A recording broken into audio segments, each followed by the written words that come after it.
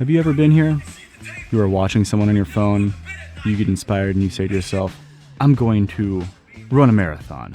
Yeah, I literally do this all the time. Then you walk into the kitchen and you think, oh, dang, I did buy a bag of Doritos last night. I do want to be fiscally responsible, and I already bought them, so it would kind of be irresponsible just to waste my money. You ignore the bad habit once. Then you start your journey on the path to a new habit. You take off for a run. Maybe it's the first time you've ran in years. I'm gonna die. You picture yourself God. running the sub 3-hour pace for Boston Marathon glory. You make it a half a block. You feel like you're going to die. Hello, friends and strangers. Friends, welcome back. You are awesome. I love seeing you. Thank you for being here every week.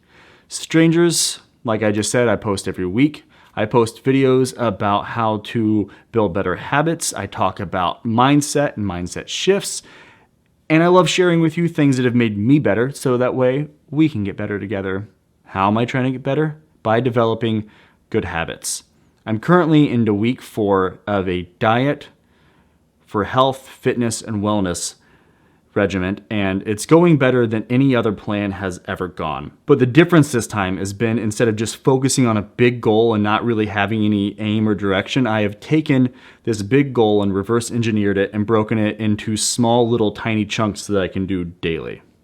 Before we can go any further, I must recommend this book by an author named James Clear. Maybe you've heard of it. It's called Atomic Habits. It is easier to associate a new habit with a new context than to build a new habit in the face of competing cues. What's interesting to me about this book is that a lot of the things that I will say in this video and things that I've practiced, I started doing before I started reading the book. And not that I'm like some wizard or some genius and I'm tapping into the ethos of great, amazing authors.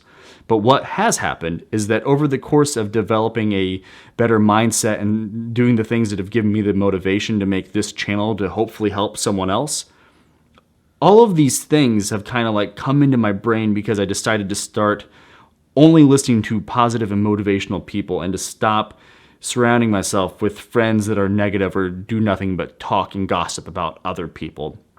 Point being, one of the things you should do if you're trying to make yourself better is to surround yourself with the right people. And unfortunately, you have to cut out some of the bad ones. Where did this newfound inspiration and push for a new routine come from? I was watching YouTube and I heard a fitness guy say, do 100 push-ups a day.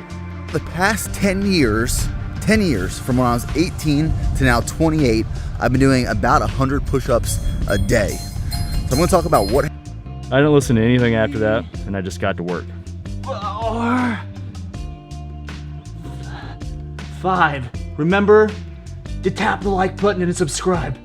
What is obvious to me now and should have been then is that if you haven't done something like push-ups in, let's say, several months during quarantine and all you're doing is drinking beer, if you haven't been working out and then you go and try to do something like 100 push-ups in a day, you are going to feel very bad the next day. You can't do it in a day. You're going to have to work up to it, and you're going to have to develop a routine and start developing some habits and implementing them daily. I've gotten back into a wellness routine and I've stuck with it longer than I have in a long time. No, I'm not running a marathon tomorrow, but I am going for 20 minutes at a reasonable pace. No, I haven't reached enlightenment, but I am going to meditate for 10 minutes. 100 push-ups? Hell no. I am now comfortably doing 60 push-ups a day, and it only took me a few weeks. I started by doing 30 a day. Like I said earlier, I do have big goals, and I think about them often, but instead of continually just thinking about these big goals and these fantasies and dreams, I spend a lot of my time thinking about how to construct my day-to-day. I set up a series of small routines and tasks, and I allow myself to take pride in achieving these small tasks.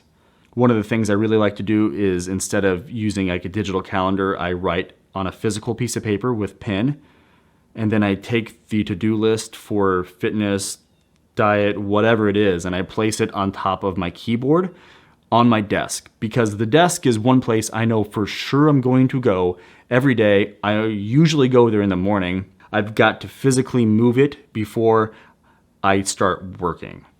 Before we get out of here and wrap this video up, I want to give you one of my favorite quotes from the book.